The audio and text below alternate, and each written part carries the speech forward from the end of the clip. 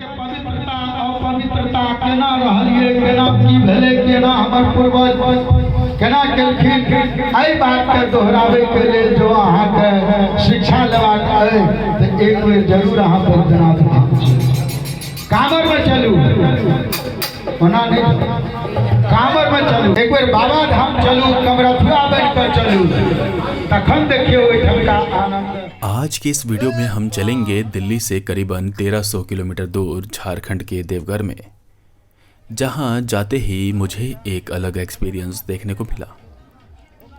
एक दो दिन बिताने के बाद ना दिन का पता था ना तारीख का, बस पता था तो दिन रात साथ रह रहे लोगों का। यहाँ जाकर मैंने जाना कि किस तरह बिहार के मिथिला के लोग अपनी संस्कृति को बचाते हुए आज भी सालों पुराना पैटर्न फॉलो कर रहे हैं। हिंदी कैलेंडर के हिसाब से माघ महीने की अमावस्या को सुल्तानगंज से गंगा जल भरकर ये लोग 105 किलोमीटर की दूरी नंगे पांव पैदल चलकर वसंत पंचमी के दिन देवघर में बाबा बैद्यनाथ को जल चढ़ाते हैं।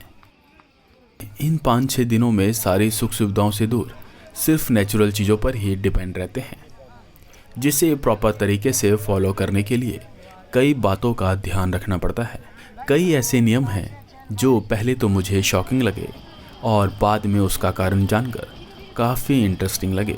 इसके लिए मैं बोल बम मिथिला कांवड़ संघ के बैनर तले दिल्ली से लगभग 70 लोगों की टीम के साथ ट्रेन से सुल्तानगंज पहुंचा। अगले 10 दिनों में कितना मज़ा आने वाला है, इसकी पहली झलक ट्रेन में ही दिख गई। ट्रेन के चलने के साथ ही कुछ लोगों ने कीर्तन करना शुरू किया।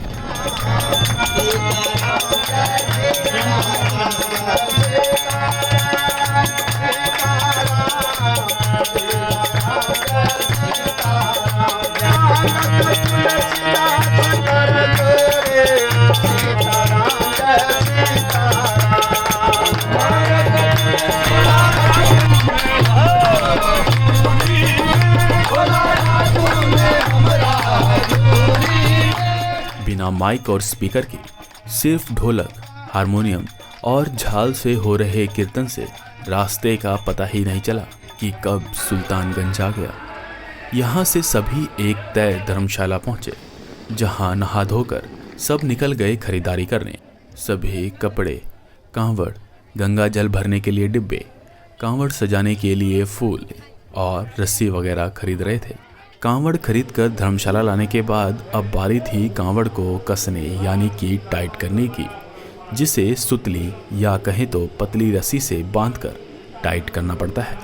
यहाँ सबके सिर पर माला या कपड़ा दिखा, जो कि एक नियम का ही हिस्सा है, जिसे फॉलो करने का मतलब है कि कांवड़ को छूते वक्त सिर जरूर ढका होना चाहिए, या नहीं तो कोई माला सिर पर जरूर होनी चाहिए।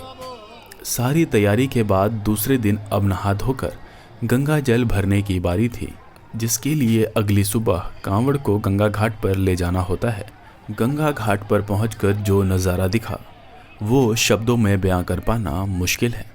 एक छोर के बाद ऐसा लगता है मानो जैसे आसमान और गंगा एक हो गए हों।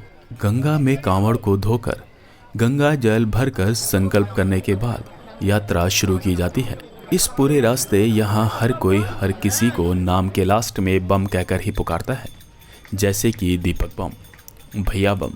यहाँ पूरी टीम को मैनेज करने के लिए एक जमेदार या कहें तो टीम लीडर होता है, जिनके लीडरशिप में पूरी टीम चलती है। किस दिन कहाँ रुकना है ये सब जमेदार ही बताते हैं। साथ ही पूरी टीम साथ रहे, इसकी जिम्मेवारी भी इनकी ही होती है। इनके अलावा टीम में एक सिपाही यानी कि इंस्पेक्टर होता है, जो कि ये देखता है कि टीम में कौन डिसिप्लिन तोड़ रहा है, कोई नियम कायदे तो नहीं तोड़ रहा। अगर कोई किसी तरह कुछ गलत कर रहा है तो सिपाही जमेदार को रिपोर्ट करता है। टीम का खर्चा देखने के लिए एक कैशियर होता है, जिसे यहाँ खजांची कहते हैं। सुबह की चाय और रात का खाना बनाने के लिए एक कुक होता है, जिसे भंडारी बाबा कहते हैं, और एक सेवक यानी कि हेल्पर होता है।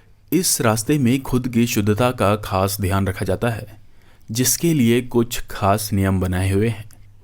जनवरी फरवरी के महीने में जब पूरे उत्तर भारत में लोग रजाई में दुबके पड़े होते हैं, ठीक उसी समय यहाँ चाय पानी पीने वक्त या खाना खाने वक्त आदमी कमर से ऊपर कपड़ा नहीं पहनते, सिर्फ एक गमछा लपेटकर खाना खाते हैं। अगर कोई गलती से भी कपड़ा पहनकर खाना खा लेता है तो उसे पहने हुए सारे कपड़े के साथ ही नहाना पड़ता है। कांवड़ को उठाते और रखते वक्त कान पकड़कर उठक बैठक करके दंड यानी कि खुद को पनिशमेंट देनी पड़ती है। इस रास्ते दिन की शुरुआत होती है लगभग 4-5 बजे और 6 बजे तक लगभग सभी लोग नहा धोकर आरती के लिए तैयार हो जाते हैं।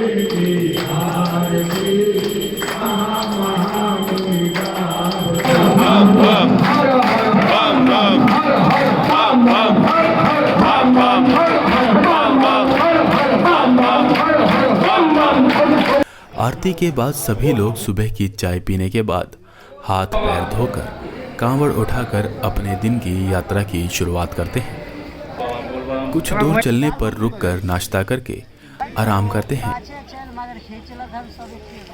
जिसे यहाँ रुकने की जगह को धीरा और कुछ खाने को हाल देना कहते हैं।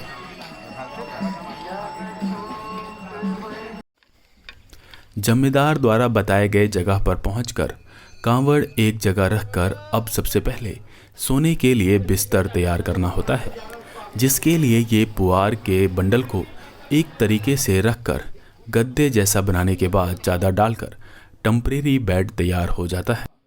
इसके बाद एक तरफ शुरुआत होती है कीर्तन की।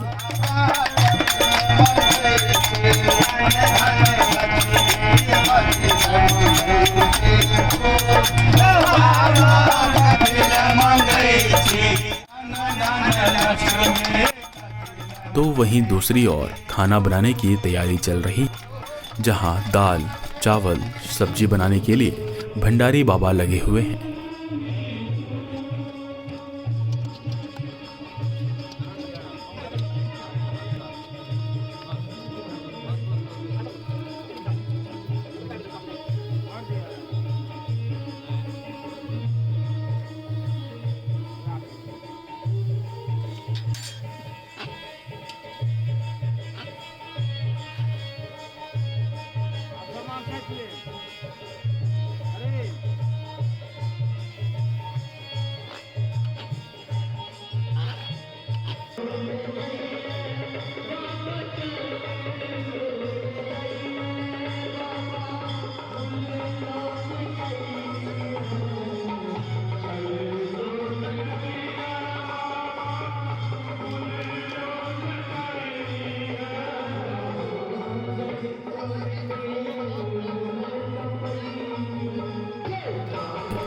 साथ ही साथ एक जगह धुनी की तैयारी हो रही है।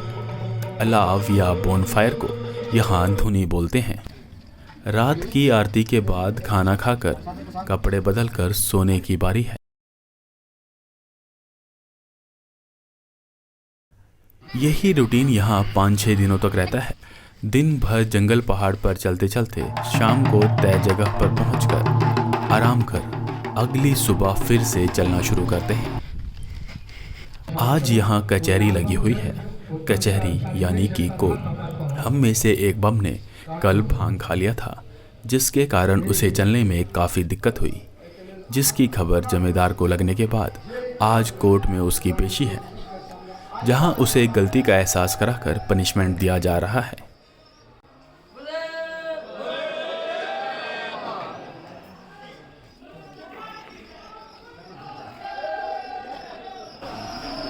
नेक चीज सीखने की कोशिश करो।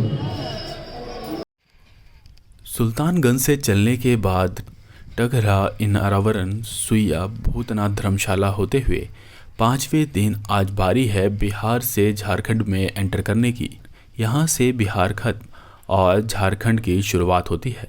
कल हम सभी लोग देवघर पहुंचकर बाबा बैद्यनाथ को जल चढ़ाएंगे। रास्ते की भीड़ को देखते हुए मेरी हालत खराब हो रही थी कि कल मंदिर में न जाने कितनी भीड़ मिलेगी, लेकिन अगले दिन मंदिर में जो नज़ारा दिखा वो सुकून देने वाला था। आज करीबन 7 किलोमीटर चलने के बाद आखिरकार मंजिल आ ही गई, जिसके लिए पिछले 6 दिनों से सब चल रहे थे। ये दर्शनीय है। किसी समय यहीं से मंदिर का गुंबद दिख जाता था, लेकिन आज की तारीख में ऊंची ऊंची बिल्डिंग बन जाने के बाद मंदिर का गुंबद नहीं दिख पाता। ये रावण कुंड है। यहाँ लोग हाथ पैर धोकर या नहाकर मंदिर में जाते हैं। शिव पुराण की माने तो यही वो जगह है जब लंकापति रावण भगवान शिव को प्रसन्न कर उनसे लंका चलने का वरदान मांग बैठा और भगवान शिव भी लंका चलने को तैयार हो गए। लेकिन भगवान शिव ने एक शर्त रखी कि जिस जगह मुझे रखोगे मैं वहीं स्थापित हो जाऊंगा। जिसके ही बाद रावण को कसकर लघुशंका यानी कि पेशाब लगी, लेकिन वो शिवलिंग को नीचे नहीं रख सकता था। ठीक उसी समय भगवान विष्णु चरवाहे के रूप में रावण से मिले और रावण को विश्वास दिलाया कि वो शिवलिंग को नीचे नहीं रखेंगे और इस तरह शिवलिंग को नीचे रख भगवान विष्णु गायब हो गए। तब से ये जगह रावणेश्वर बाबा बैद्यनाथ के नाम से प्रसिद्ध है। पतली पतली सी तंग गलियों से होते हुए मंदिर के प्रांगण में घुसते ही एक बार को लगा कि मंदिर में दर्शन होंगे भी कि नहीं, लेकिन मंदिर के ट्रस्ट के साथ साथ सरकार की जो व्यवस्था दिखी वो काबिले तारीफ थी। यहाँ परिसर में शिव पार्वती के साथ साथ कई और देवी देवताओं के भी मंदिर हैं। पूजा करने के बाद यहाँ से 42 किलोमीटर दूर अब हम चले बासुकीनाथ मंदिर।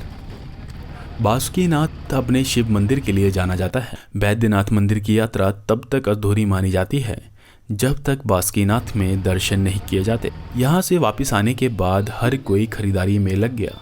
घर के लिए प्रसाद, गिफ्ट और अन्य सामान के लिए बाजार निकल गए और मैं निकल लिया दोबारा से मंदिर, जहाँ शाम की आरती होनी थी।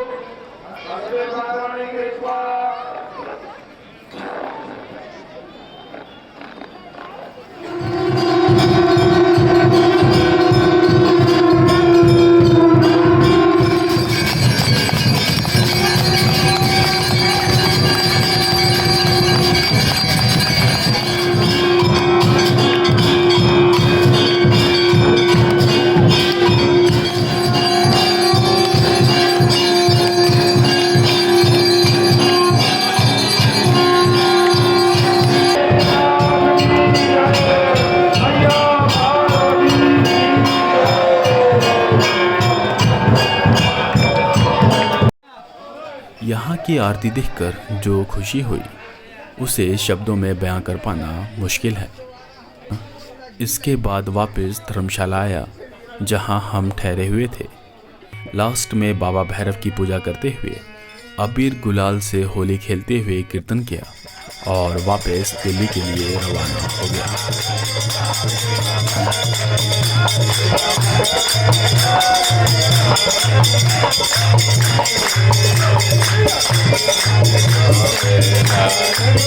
पाछू पाछू